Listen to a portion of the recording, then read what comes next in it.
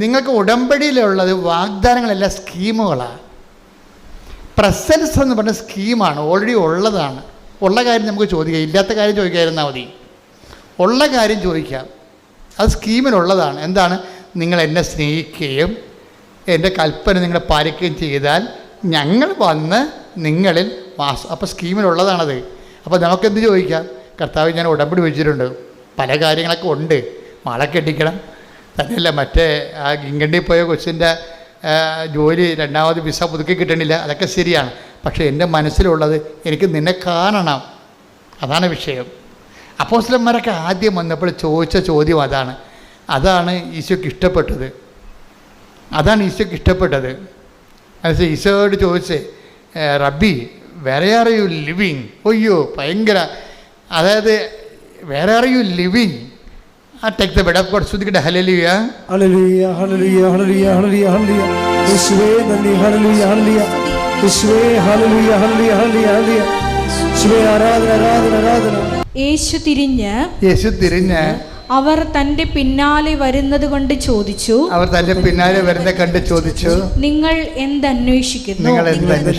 അവർ ചോദിച്ചു, റബ്ബി, ഗുരു എന്നാണ് ഇതിനർത്ഥം. അങ്ങ് എവിടെയാണ് വസിക്കുന്നത്? അവൻ പറഞ്ഞു, വന്നു കാണുക. അവർ ചെന്ന് അവൻ വസിക്കുന്നിടം കാണുകയും അന്ന് അവനോട് കൂടെ താമസിക്കുകയും ചെയ്തു. അപ്പോൾ ഏകദേശം 10 മണിക്കൂറായിരുന്നു. അപ്പൊ ഇതിനകത്ത് വരുന്നൊരു വിഷയം, കർത്താവിനോട് ചോദിക്കുന്ന ചോദ്യം എന്താ? നിങ്ങൾ എന്താണ് അന്വേഷിക്കണം എന്നാണ് ചോദിക്കണത്. പക്ഷെ അവർ ഉത്തരം പറയണത് ആരെ അന്വേഷിക്കുന്നു എന്നതിനാണ്. അവിടെ ഭയങ്കര ട്വിസ്റ്റാണ് ശരിക്കും പറഞ്ഞാൽ.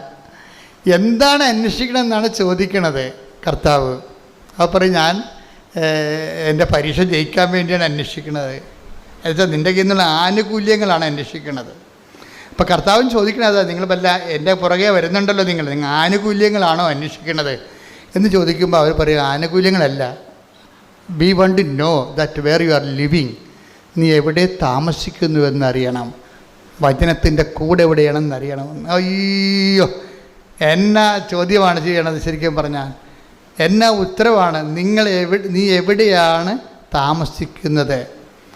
അപ്പോൾ കർത്താവ് ചോദിക്കണം, നിങ്ങൾ എന്താണ് അന്വേഷിക്കണതെന്നാണ്. പരീക്ഷയ്ക്ക് വിജയമാണോ, വസ്തു വിൽക്കാനാണോ, വിഷയങ്ങളാണോ അന്വേഷിക്കണത് എന്ന് പറയുമ്പോൾ ആണെന്നല്ല അവർ പറയണത്. അവർ പറയുന്നത് എന്താണ്? വിഷയങ്ങളല്ല ഞങ്ങളുടെ പ്രശ്നം, വ്യക്തിയാണ്. നീ ആണ് ഞങ്ങളുടെ പ്രശ്നം, നീ എവിടെ താമസിക്കുന്നു. അതിൻ്റെ അർത്ഥം എന്താണ്? നിൻ്റെ കൂടെ താമസിക്കാൻ ഞങ്ങൾക്ക് ആഗ്രഹമുണ്ട്, അതാണ് വിഷയം. ഉടമ്പടിയുടെ ഒരു ഉദ്ദേശം അത് തന്നെയാണ്. എവിടെ താമസിക്കുന്നു വെച്ചാൽ കർത്താവിൻ്റെ കൂടെ താമസിക്കാവുന്നൊരു കാലമാണ് ഈ ഉടമ്പടി കാലം എന്ന് പറയണത്. ഇത് അവസാനം വരെ ഈ ചോദ്യ ഉത്തരങ്ങൾ ഇങ്ങനെ കണ്ടിന്യൂ ചെയ്യുന്നുണ്ട്. പട്ടാളക്കാർ വരുമ്പോൾ കർത്താവ് ചോദിക്കും, അവിടെ ചോദിക്കണത് നിങ്ങൾ എന്ത് അന്വേഷിക്കണം എന്നല്ല ചോദിക്കണത്, നിങ്ങൾ ആരെ അന്വേഷിക്കുന്നു എന്നാണ് ചോദിക്കേണ്ടത്. കാര്യം എന്താണ്? അവർ ചോദിക്കേണ്ട ആൾ വ്യക്തിയാണ്, വ്യക്തിയുടെ ആനുകൂല്യങ്ങളല്ല. അവർ ചോദിക്കേണ്ട ആളാരാണ്? വ്യക്തിയാണ്. അപ്പോൾ എന്തന്വേഷിക്കുന്നു ആ ചോദിക്കുന്ന ബൈബിള് അവസാനിക്കുന്നത് ആരെ അന്വേഷിക്കണമെന്ന് പറഞ്ഞാൽ take the bed of God, സ്തുതിക്കട്ടെ, ഹല്ലേലൂയ ഹല്ലേലൂയ ഹല്ലേലൂയ യേശുവേ നന്ദി, ഹല്ലേലൂയ ഹല്ലേലൂയ ഹല്ലേലൂയ. യോഹന്നാൻ 18:4 തനിക്ക് സംഭവിക്കാനിരിക്കുന്നതെല്ലാം അറിഞ്ഞിരുന്ന യേശു മുമ്പോട്ട് വന്ന് അവരോട് ചോദിച്ചു, നിങ്ങൾ ആരെയാണ് അന്വേഷിക്കുന്നത്? അപ്പോൾ അവർ പറയും, ജീസസ് ഓഫ് നാസറത്ത്, നസ്രായൻ. That's me. നിങ്ങൾ അന്വേഷിക്കുന്ന ആള്, ഇനി വേറെ ആരും നിങ്ങൾ അന്വേഷിച്ച് പോകേണ്ട ആള് ഞാൻ തന്നെയാണെന്ന് പറയും. ദാറ്റ്സ് മീ എന്ന് പറയുമ്പോൾ ആ വചനത്തിൻ്റെ പവറിൽ യേശുവിനെ പിടിച്ചു കെട്ടാമെന്ന് ഒരു മലന്നടിച്ച് വീണാണ് നമുക്ക് കാണുന്നത്.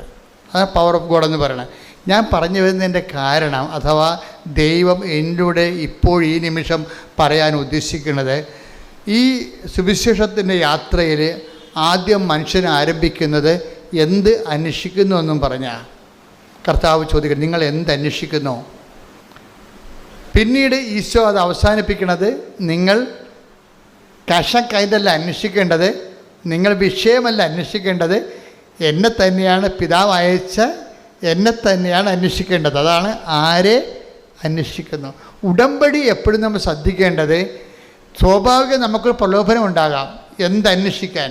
ജോലി അന്വേഷിക്കാൻ, വീട് അന്വേഷിക്കാൻ, പ്രമോഷൻ അന്വേഷിക്കാൻ, പെൻഷൻ അന്വേഷിക്കാൻ, PR അന്വേഷിക്കാൻ നമുക്ക് ത്വര ഉണ്ടാകാം. ഈ ത്വരയെ അതിലംഘിച്ചുകൊണ്ട് വേണം നിങ്ങൾ ഉടമ്പടിയിലൂടെ ക്രിസ്തുവിനെ അന്വേഷിക്കാൻ. കൈയടിച്ച് ശ്രദ്ധിക്കട്ടെ. ഹല്ലേലൂയ.